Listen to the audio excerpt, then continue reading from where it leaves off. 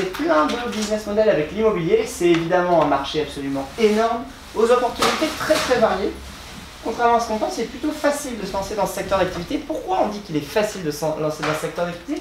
Parce qu'en fait, on peut faire levier sur ce secteur d'activité, c'est-à-dire qu'on peut se lancer en ce qu'on appelle un side project. C'est quoi un side project? C'est vous continuez à avoir votre vie, votre job, et à côté de ça, side, ok, à côté de ça, vous allez vous lancer dans l'immobilier. Vous allez par exemple, alors avec un business model que vous allez choisir vous, qui est le vôtre. Ça peut être quoi? Ça peut être une stratégie de plus-value. Ça peut être quoi? J'achète un appartement, je le rénove complètement et puis je le revends avec une plus-value. Ok, c'est un business model dans l'immobilier. Un autre business model dans l'immobilier, une stratégie qu'on va appeler de rente, c'est je vais aller acheter un bien et puis je vais le louer. Je vais le louer comment? Soit en long terme, soit en court terme, soit en moyen terme, en meublé ou en vide, etc. D'accord? Vous avez plein de sous-stratégies. Je peux m'endetter à fond pour acheter ce bien, ou je peux l'acheter cash si j'ai évidemment les moyens.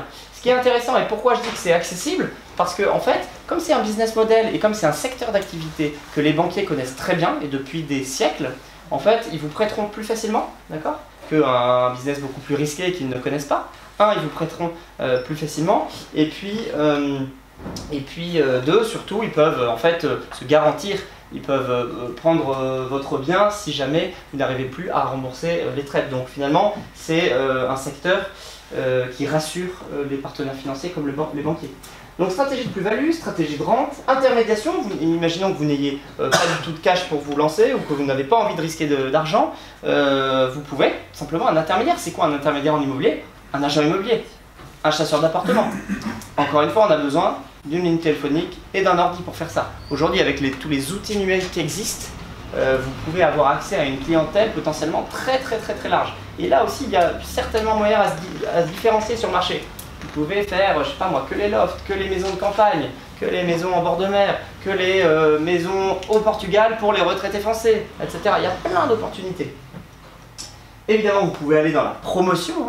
Alors ça, c'est évidemment un niveau supérieur, puisqu'il faut aller trouver le terrain, il faut aller vendre vos appartements sur plan, il faut réaliser cet immeuble. Tout ça, évidemment, ça nécessite beaucoup de moyens.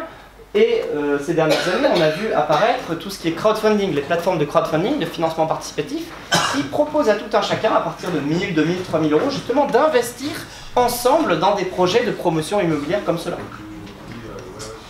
Septième secteur